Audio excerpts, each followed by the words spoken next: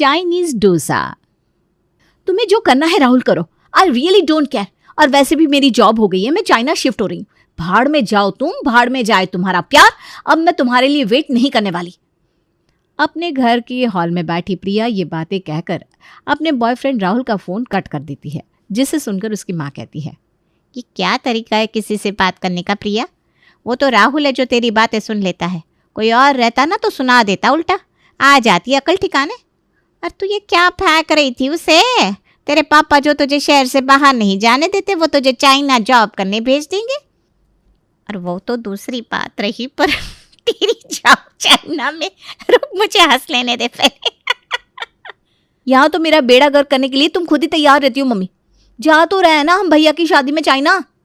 अरे वो तो 7 दिन के लिए, जिसमें जाना आना रहना तीनों इंक्लूडेड है। और वो भी इसलिए क्योंकि तेरी बुआ हमारी टिकट्स करवा रही है, वरना अभी हम जाते क्या चाइना इतने पैसे लगाकर। ये तो तुम जानती हो मम्मी कि चाइना हम बुआ के पैसे की टिकट से जा रहे हैं, उनके बेटे की शादी में जा रहे हैं। पर ये बात राहुल तो नहीं जानता ना। जैसे ही टिकट्स और फ्लाइट्स की फोटो डालूंगी ना, दिल दहल जाएगा उसका। और जो चुप बैठा है ना, वो पिछले 5 सालों से सीधा पापा मम्मी से हमारी बात कर लेगा और मेरी शादी हो जाएगी। वरना जितना डरपोक वो है ना, उससे नहीं होने वाली बात घर पर। एक करंट जरूरी है। अच्छा, आइडिया बढ़िया लगा लेती है तू, मैं ही समझ नहीं पाई। और जैसे ही प्रिया फ्लाइट में बैठती है, न्यू बिगिनिंग लिखकर फोटो अपलोड कर देती है, जिसे देखकर राहुल के तो तोते उड़ जाते हैं। ठीक हुआ तेरे साथ, देख ले निकल गई ना भाभी हाथ से। अरे भाई, इतने सालों से लड़की तुम्हारे लिए बैठी हुई थी और तुम थे कि घर में तुम्हारा मुंह खुल ही नहीं रहा था। अब वो चाइना में जॉब करेगी, वहाँ कोई अच्छा चीनी लड़का मिल जाएगा, दोनों शादी करके वहीं सेटल हो जाएंगे। ना वापस इंडिया आना होगा, ना राहुल को देखना। अरे मेरी ही गलती हो गई यार, मेरी ही गलती हो गई। मैं तो सेटल हूँ, घर का बिजनेस है। मुझे पहले ही प्रिया से शादी कर लेनी चाहिए थी। अगर उसने जॉब ज्वाइन कर ली तो। और राहुल की टेंशन बढ़ाती हुई अगले ही दिन एक ऑफिस के बाहर की फोटो खींचकर प्रिया अपलोड कर देती है। New life. नहीं नहीं नहीं, तुम मुझसे दूर नहीं जा सकती प्रिया। संकेत, तू दुकान संभाल, मैं अभी आया। घबराता हुआ राहुल भागते हुए नीचे दुकान से ऊपर अपने पापा मम्मी के पास जाता है और कहता है, मम्मी मुझे एक लड़की से प्यार है और शादी करूंगा तो मैं उसी से। उसका नाम प्रिया है और फिलहाल वो चाइना में है। तुमने चाइनीज लड़की पटा ली बेटा? ऐसे संस्कार तो मैंने तुझे नहीं दिए थे। हाँ, तो मेरे बेटे में किसी चीज़ की कमी है क्या? वैसे कैसी दिखती है, क्या करती है? आपको कोई एतराज़ नहीं है मम्मी? आप तो कहती थी कि अपने पसंद की लड़की ले आएगा तो टांग तोड़ दूंगी। अरे बेटा, वो तो मैं पहले कहती थी। अब पढ़ने की उम्र में तू लड़कीबाजी करेगा, ये शोभा देता है क्या? बच्चों को डराने के लिए कहना पड़ता है। खुली छूट दे देती तो तू 16 की उम्र में ही लड़की ले आता। वैसे बिना तेरी कुंडली में लिखा हुआ था छोटी उम्र में तू शादी कर लेगा, इसीलिए हमें सख्ती बरतनी पड़ती थी। मैं तो चला रिश्तेदारों को बताने कि चाइना में रही लड़की को ला रहा है मेरा राहुल। जो लड़के बड़े बड़े कॉलेज में पढ़कर ना कर सके, वो मेरे बेटे ने राशन की दुकान में बैठ कर दिया। अपने घर वालों को राजी करने के बाद राहुल सीधा प्रिया को फ़ोन करता है। मुझसे बहुत बड़ी गलती हो गई प्रिया, तुम वापस लौट आओ, मैं शादी तुमसे ही करूँगा। पागल हो क्या राहुल? मेरी जॉब है, अभी मैं एग्रीमेंट साइन करने वाली थी। अगर साइन कर दिया होता तो मैं तो 5 साल तक नहीं लौट सकती थी। कितने की नौकरी लगी है तुम्हें? मैं दे दूंगा पैसे, तुम आ जाओ यार प्लीज़। तुम्हें हमारे 5 साल के प्यार का वास्ता, आ जाओ। अब आया ना ऊँट पहाड़ के नीचे। तुमने प्यार का वास्ता दिया है इसलिए लौट रही हूँ, वरना इस बार मैं वापस नहीं आने वाली थी। अब तो बस हर तरफ प्रिया के ही चर्चे थे। आज चाइना से लौटी प्रिया को देखने के लिए राहुल के परिवार के साथ उसके अड़ोस पड़ोस वाले दूर दूर के रिश्तेदार भी आए थे। प्रिया भी कुछ कम नहीं थी। खुद को चाइना रिटर्न प्रूव करने के लिए प्रॉपर चाइनीज कपड़ों में तैयार होकर प्रिया बाहर आती है। हाय हाय, हाउ मैं? शायद प्रिया आपको बुला रही है, माँ कह रही है। नहीं नहीं आंटी जी, मैं मम्मी को नहीं बुला रही हूँ, मेरी गलती होगी। चाइनीज़ में ना मैंने आपको हाय कैसी हैं ये पूछ लिया। वो क्या है ना, चाइनीज़ बोलने की आदत ऐसी हो गई है कि। देख रहे भाई साहब, ये मेरी होने वाली बहू है। आप तो कहते थे राहुल को 70 की उम्र से मैंने गले पर बिठा दिया, क्या कर पाएगा वो। चीन से बहू लेकर आ गया मेरा बेटा, और हमें ताना देने वालों के बच्चों को ना नौकरी मिली ना छोकरी। इतने साल से चीन में रही है कि हिंदी तक बेचारी भूल गई है। कोई बात नहीं बेटा, उतना है। मेरे बिना दूर का एक साला फ्रांस में रहता है, पर वो हमसे हिंदी में ही बात करता है। करता होगा अंकल जी, वो क्या है ना, आपका साला किसी छोटे मोटे पेट्रोल पंप में काम करता होगा। मैं कंपनी में काम करती हूँ ना, वहाँ हमें इसी भाषा में बात करनी होती है, इसलिए। खैर बातों बातों में मैं तो नाश्ता लाना ही भूल गई। ऐसा खाना लाना बहू कि हम खा सके। पता चला तुम वो लंबे लंबे डंडे लेकर आ गई और खाने को दे दिया ताकि हम खा ही ना सके। डंडे? You mean chopsticks? हाँ हाँ, वही वही। वही मैं सोचूं, आपके बेटे की तो शादी भी नहीं हुई, आपको डंडे कौन मारने लगा? क्या लड़की पसंद की है राहुल ने, ये तो धोती खोल रही है सबकी। मज़ा ही आ गया भाई। चीन और भारत का मिश्रण है मेरे और राहुल की जोड़ी। इस कायदे को बरकरार रखकर ही कुछ बनाऊंगी आंटी जी, आप फिक्र मत कीजिए। और प्रिया बना कर लाती है डोसा पिज्ज़ा। हाँ हाँ, बिल्कुल सही सुना आपने, भारत का डोसा और चाइनीज़ फिलिंग के साथ। ये क्या, इस डोसे में तो मसाला नहीं है। ये वेजीज, ये चीज़ ही तो है मसाला अंकल जी। हाँ, आप बिना हद करते हो। मेरे अंदर छुपा चीन भी आपको देखना है, और खाना आपको पूरा देसी चाहिए, ताकि आप फिर मेरे चाइना रिटर्न होने पर सवाल उठा सके। वैसे ये पिज़्ज़ा डोसा का कॉन्सेप्ट प्रमोद भी समझ नहीं पा रहा था, पर सभी के सामने उसे अपनी इज्जत भी तो रखनी थी। क्या लाजवाब चीज़ बनाई है बहू तूने, मज़ा आ गया। भाई साहब को रहने दे, वो कभी विदेश नहीं गए ना, इसलिए उन्हें समझ में नहीं आएगा ये कॉन्सेप्ट। कुछ ऐसे सभी के सामने प्रमोद की इमेज बन जाती है और रिश्ता पक्का हो जाता है। कुछ दिनों बाद अच्छी तारीख देखकर प्रिया और राहुल की शादी करवा दी जाती है और चाइना रिटर्न प्रिया अपने ससुराल आ जाती है। सवेरे सवेरे तैयार होकर प्रिया अपनी फ्रेंड प्रीति को वीडियो कॉल करके अपना आफ्टर मैरिज लुक दिखाती है। लग रही हूँ ना मैं बिल्कुल सीधी सादी सावित्री टाइप की। वही तो, तू ऐसी क्यों लग रही है बहन, पागल हो गई है क्या तू? अरे मुझे लगा मुझे इस लाल साड़ी, बिंदी और चूड़े में देखकर तू बड़ी खुश होगी, पर तू तो मुझ पर ही भड़क रही है। हाँ, क्योंकि तुम जैसी लड़कियां होती हैं जो लड़कों के सामने बिछ जाती है। अरे भाई, राहुल को 5 साल लगे अपने घर वालों को तेरे बारे में बताने में, और तू एक बार में ही अपनी चीन रिटर्न की इमेज को पानी पानी कर देना चाहती है। एक बार उसे समझ में आ गया ना कि तू पूरी तरह उसकी हो चुकी है, उसके बाद तो नीचे राशन की दुकान से ऊपर राशन आएगा और तू खाना बनाएगी, राशन आएगा और तू खाना बनाएगी। राशन आएगा और मैं खाना बनाऊंगी? नहीं तो क्या, पूरी जिंदगी तेरी रसोई में चली जाएगी। तो समझ ले, जब तेरी इस चीन रिटर्न वाली इमेज को मेंटेन करना है, तभी तेरे ससुराल में तेरी इज्जत बरकरार रहेगी, वरना घर वही वही चौबारा, वही वर वही नारा। प्रीति की बात सुनकर प्रिया घबरा जाती है और लाल साड़ी खोलकर बिल्कुल चाइनीज गुड़िया की तरह स्कर्ट पहनकर तैयार होकर किचन में जाकर नूडल्स बनाने लगती है। अरे वाह भाभी, आपने तो मेरा दिल जीत लिया। पहली बार में ही नूडल्स में मज़ा आ जाएगा आज तो। पहली बार पराठे के अलावा इस रसोई में कुछ बन रहा है। ज्योति बाहर हॉल में जाकर सभी को इस बारे में बताती है। इस उम्र में मैदा उतना हजम तो नहीं होता, पर ठीक है, शादी में चाउमीन की क्वालिटी कुछ अच्छी नहीं थी। चाउमीन खाकर मन को तृप्ति नहीं हुई थी, अभी खा लेंगे तो मन पूरा हो जाएगा। हाँ, तू भी खाना राहुल, वरना बेकार में बहू का मन छोटा हो जाएगा। कुछ देर बाद प्रिया रसोई से बाहर डोसा बनाकर लेकर आती है। प्रिया ने तो डोसा बनाया है ज्योति, तुम तो कह रही थी तुम्हारी भाभी नूडल्स बना रही है। लगता है तुम्हारे दिमाग में हर वक्त सिर्फ नूडल्स ही घूमते रहते हैं। और ये कैसे कपड़े पहने हैं प्रिया तुमने? हो गया, चले गए मेहमान, अब तो हम घर में हैं। हमारे सामने ये क्या तुम चाइनीज भेस बना कर आ गई? एक मिनट राहुल, चाइना के भेस से क्या मतलब है तुम्हारा?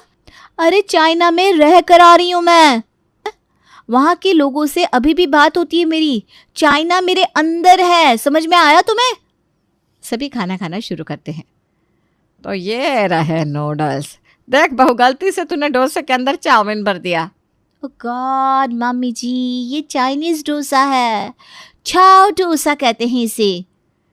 मैं तो इस डोसा के अंदर से चाउमीन बाहर निकाल कर खा रही हूँ बाबा। तुम ऐसा नहीं कर सकती ज्योति, आज से तो मेरे चाओ डोसे की इंसल्ट होगी। खाना है तुम्हें अगर इस खाने को तो ऐसे ही खाना होगा। सभी की प्लेट पर नजर रखी हुई प्रिया वहीं खड़ी हो जाती है और ना चाहते हुए भी सभी को चाओ डोसा खाना पड़ता है। सभी को चाइनीज डोसा खिलाने के बाद प्रिया वापस अपने कमरे में आ जाती है और प्रीति को कॉल लगाती है। एक मिनट, क्या बताया तूने? जीजू ने क्या कहा? हमारे सामने ये भेस बनाने की क्या ज़रूरत है? भेस बनाना मतलब तो एक्टिंग कर रही है। अरे चाइना का कहकर तो पिछली वाली गली में तो नहीं गई थी। अरे भाई, आदमी यहाँ 2 दिन दूसरे शहर रहकर आता है तो वहाँ की बोली बोलने लगता है। तू तो चाइना गई ही थी। अभी से तेरी रियलिटी पर सवाल उठा रहा है, न जाने बाद में क्या होगा। इन ससुराल वालों का कुछ नहीं हो सकता। अरे हाँ, ये तो मैंने नोटिस ही नहीं किया था प्रीति। तुम बिल्कुल ठीक कह रही हो। बेकार में मैं इन लोगों के आगे पीछे बिछ रही थी। अब इन्हें पता चलेगा कि चाइना से बहू रानी लाने का हश्र क्या होता है। दोपहर को दुकान से आकर राहुल प्रिया से कहता है, एक काम करना प्रिया, आज रात को पैनकेक्स बना लेना। ज्योति का बड़ा मन है, बेचारे का चाउमीन का भी मन रह गया था, तो कम से कम पैनकेक्स तो खा लेगी। हाँ राजा जी, आपके लिए तो मैं केक्स बना ही दूंगी। रात को सभी खाने के टेबल पर बैठे खाने का इंतजार कर रहे थे और प्रिया सभी के लिए बनाती है चाइनीज डोसा केक। ये क्या है भाभी? सफ़ेद पैन केक? हाँ, हमारे चाइना में ना ऐसे ही डोसे के बैटर से पैनकेक बनते हैं। फिर तो ये पैनकेक क्या हुई? ये तो इडली हो गई। इडली मीठी होती है क्या? ये मीठी है। हे राम, अब इसे इडली समझ के खाना भी मुश्किल है। बेड़ा गर्क कर दिया तूने बहू। अब तू चाइना में नहीं है, आ गई है तू वापस। अब ये तेरा ससुराल है, भूल मत। हर वक्त हम चुपचाप तेरे चाइनीज डोसे की वैरायटी खाते रहते हैं। इसका यह मतलब थोड़ी ना है कि तू इस हद तक गिर जाएगी। अब से चाइनीज डोसा बनाने की कोई ज़रूरत नहीं है, मैं नहीं खाने वाली। ऐसा कहकर आज पहली बार हमेशा अपनी बहू को सपोर्ट करने वाली मनीषा गुस्से में कमरे में चली जाती है। पर प्रिया को तो ज़रा भी पछतावा नहीं होता। अगली सुबह मनीषा ही सभी का नाश्ता बनाती है, जिसे देखकर प्रिया को बड़ा बुरा लगता है और वो सोच में पड़ जाती है। मुझे अपने ससुराल में अपनी इज्जत रखनी थी, मम्मी जी को रसोई में थोड़ी ना भेजना था। अब क्या करूं, समझ में नहीं आ रहा। प्रीति से ही बात करनी होगी। और परेशान प्रिया प्रीति को कॉल लगाती है और हमेशा की तरह प्रिया के जीवन में तीली लगाने वाली प्रीति एक नए आइडिया के साथ तैयार हो जाती है। तेरे ही आइडिया के कारण आज मेरी और राहुल की शादी हो पाई है प्रीति। अब मेरे ससुराल के ड्रामे को भी तू ही ठीक करेगी। मुझे बताना यार प्रीति, क्या करूं मैं? तेरे कहने पर मैं चाइनीज़ तो बनाती रही, पर आज तो हद ही हो गई। मेरी सास खुद ही किचन में चली गई और नाश्ता बना लिया। और अगर मुझे काम करने का मौका नहीं मिलेगा तो कैसे मैं सबको ये दिखा पाऊंगी कि मैं चाइना रिटर्न हूँ? घर में सभी साथ में रहते हैं, इसलिए कुछ भी बोलेगी तो तू ही फंसेगी। सबसे पहले राहुल पर अटैक कर। दोपहर को उसे खाना खाने ऊपर आने ही मत दे और कोई डिश बनाकर तू ही दुकान पर ले जा। अब स्टाफ को भी तो पता चले भाई भाभी विदेश से आई है। बेसन के डोसे के अंदर समोसे भरकर प्रिया नीचे राहुल के पास दुकान में ले जाती है और राहुल के साथ साथ कस्टमर और स्टाफ को वही डोसा खिलाती है। डोसे के अंदर बहुत कुछ देखा है, पर ये समोसा पहली बार देख रहा हूँ भाभी। देख लिया राहुल, एक बाहर वाले हैं जो मेरे चाइनीज डोसे की तारीफ करते हैं और एक तुम हो जिसे मेरा डोसा ही नहीं खाना। अरे भाई, अब मैं विदेश से आई हूँ तो इसमें मेरी क्या गलती? मंद बुद्धि हो तुम, मंद बुद्धि। तुम्हें समझ में नहीं आ रहा, सब तुम्हारा मजाक उड़ा रहा है। धीरे धीरे राहुल और प्रिया के रिश्ते बिगड़ने लगे थे और रात को मनीषा को भी अपनी बहू को डांटने का अफसोस होता है और वो प्रमोद से कहती है, कुछ ज़्यादा ही कह दिया मैंने बहू से। अगर वो चाइना से आई है तो उसमें उसकी क्या गलती? हमें भी तो चाइनीज़ बहू चाहिए थी। खाना बनाने में तो वो आनाकानी नहीं करती, बस खाना गलत बना देती है। ये पतले पतले कुरकुरे डोसे खा खा कर मेरा पूरा का पूरा मुंह ही कट गया। कल से ना आपको ये डोसे नहीं खाने पड़ेंगे, फिक्र मत कीजिए। कुछ तो उपाय लगाना ही पड़ेगा मुझे, वरना ये छोटी सी बात बहुत बड़ी हो जाएगी। अगली सुबह मनीषा प्रिया के कमरे में जाकर उससे कहती है, बेटा आज ना बूंदी के लड्डू बना लेना। वो क्या है ना, आज तेरे पापा का जन्मदिन है। जी मम्मी जी। मनीषा ये सोचकर खुश हो जाती है कि आज उसने अपनी बहू को बता दिया है कि क्या बनाना है, तो अब तो उसकी बहू को बूंदी के लड्डू बनाने ही पड़ेंगे। पर प्रीति की पट्टी पड़ी हुई प्रिया बूंदी के लड्डू की बजाय बना देती है बूंदी के डोसे। ये ऐसा नहीं लग रहा कि मैं कुछ ज़्यादा ही कर रही हूँ? प्रीति घर वाले समझ नहीं जाएंगे क्या ये ड्रामा? बूंदी के डोसे कौन खाता है? हाँ तो ठीक है, खोल दे राज, बता दे सभी को कि तू अपनी कज़िन की शादी में गई थी चाइना, राहुल से नाराज़ होकर नहीं गई थी। पता नहीं क्यों किए किराए पर पानी फिराना चाहती है तू। अरे उन्हें क्या पता कि चाइना में बूंदी के डोसे बनते कि नहीं। कह देना चाइनीज डोसा है, सिंपल। और आज जैसे ही चाइनीज़ डोसा सर्व किया जाता है, मनीषा कहती है, आ गए डोसे समधी जी, कमरे से बाहर आ जाइए। आपकी बेटी ने आपके लिए बनाए हैं। बूंदी के लड्डू कहे थे मैंने, पर इसने बना दिए डोसे। चाइना से आई है ना? आज आपका बर्थडे है ना? मैं तो भूल ही गई थी। मुझे लगा पापा जी का है। ये प्रीति भी ना, पता नहीं क्यों मैं उससे सलाह लेती हूँ। आपको तो शुगर है पापा, मैं आपके लिए शुगर फ्री लड्डू बना कर लाती हूँ। इधर बैठो, मुझे तुमसे बात करनी है प्रिया। अगर तुम्हारी सास ने मुझे यहाँ नहीं बुलाया होता तो तुम ये बूंदी के डोसे अपने ससुराल वालों को खिलाती, चाइनीज डोसा बताकर। और किसकी बात मानकर तुम ये सब कर रही हो? उस प्रीति की, जो खुद की शादी नहीं बचा सकी, डाइवोर्स है ना वो, उसकी सलाह लेती हो तुम। और किसके सामने तुम्हें अपनी इमेज बनानी है? अपने ससुराल वालों के? क्या कभी हमारे सामने तुम्हें अपनी इमेज बनाने की सोची? तो इनके सामने क्यों इमेज बनानी है तुम्हें, वो भी इस तरह? इतने अच्छे सास ससुर है, कद्र करो इनकी। पापा वो, अगर तुमने अब प्रीति से बात की तो मुझसे कभी बात मत करना।